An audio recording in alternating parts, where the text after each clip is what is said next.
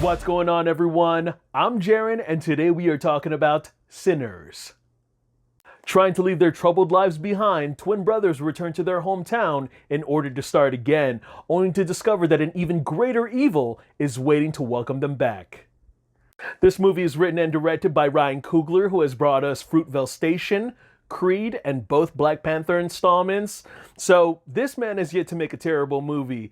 And you can imagine my excitement when I first heard that he was going to be reuniting with Michael B. Jordan and for the first time decide to dip their toes in the horror genre. And, just like movies like Abigail and Companion, I just wish the studio had just left us with that one trailer. The first trailer was just enough to get me excited. The second trailer showed just a little bit too much. Not only did they give away what the threat is in the movie, but also they gave away who was going to get attacked in here, who, was probably going to die, who was probably, if you were lucky enough to kind of stay away from that second trailer and really just not know what they were talking about on social media about what this movie is really about, then I'm going to get into it here. So if you don't know what it is, go ahead and watch the movie, go check it out, and come back to this review. Now, if you've seen the teaser trailer, they don't flat out confirm it, and I had my guesses that we were actually dealing with vampires.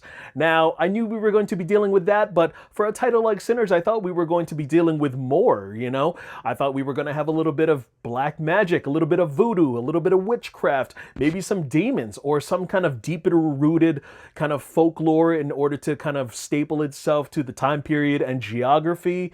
Personally, I think that second trailer just spoils a lot. It really gives away a lot of key moments from that third act, and brings me to mention that if you are expecting this to be a full blown out vampire movie, go in, tame your expectations about that, because it is really about the first hour and a half, a very character driven drama where it's just enriched with some of the culture and the music, and then it really eases its way in the last hour with some of those action and horror elements. The score by Ludwig Göransson was just on another level. I swear the music was just undeniably immersive, especially with the way that they embraced the spirit and celebration of the blues, felt electrifying and seductive, especially with the performances by Miles Caton that left everyone in my audience, including myself, just absolutely breathless.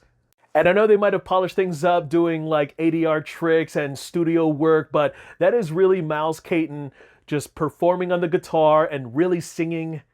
Now, I didn't get to see this in IMAX. Unfortunately, Maui doesn't have IMAX theater, so please, someone, do something about that. Bring us an IMAX theater.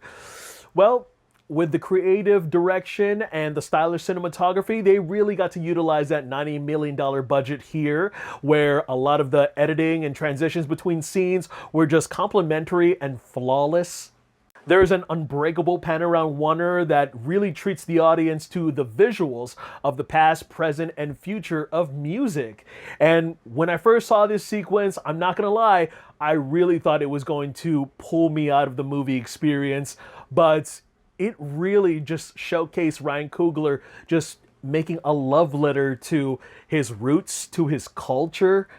And I specifically went back and watched that movie for a second time just for that scene alone. And I gotta tell you, anybody who would have taken that kind of swing the way that Ryan Coogler did wouldn't have executed it the way he would. It would have fumbled, but he makes it work here. And just like Ryan Coogler delivering 110% into everything that he does behind the camera, in front of the camera, Michael B. Jordan absolutely delivers dual knockout performances as twins, Smoke and Stack. Now, I was trying really hard to really cut through the seams and really spot the CGI and who the real person was, and I swear it was so good that it was just really difficult to criticize.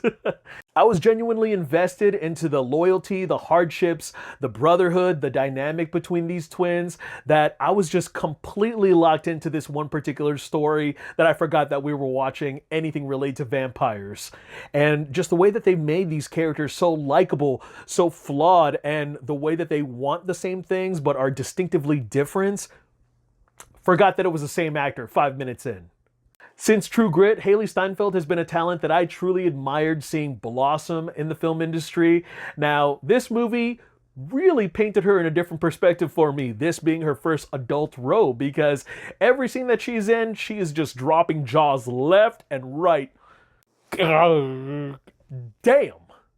Delroy Lindo is also in this movie, and I've only really seen him as like the real tough character, the real hard ass. And for some reason, he's the comic relief here. No matter what the situation was, he was able to deliver some levity and soul into his performance. And I gotta be honest, some of the jokes that he said kind of went over my head, because with him and several few others, the Southern dialect in this movie is so thick that it was just really difficult for me to make out some of the dialogue.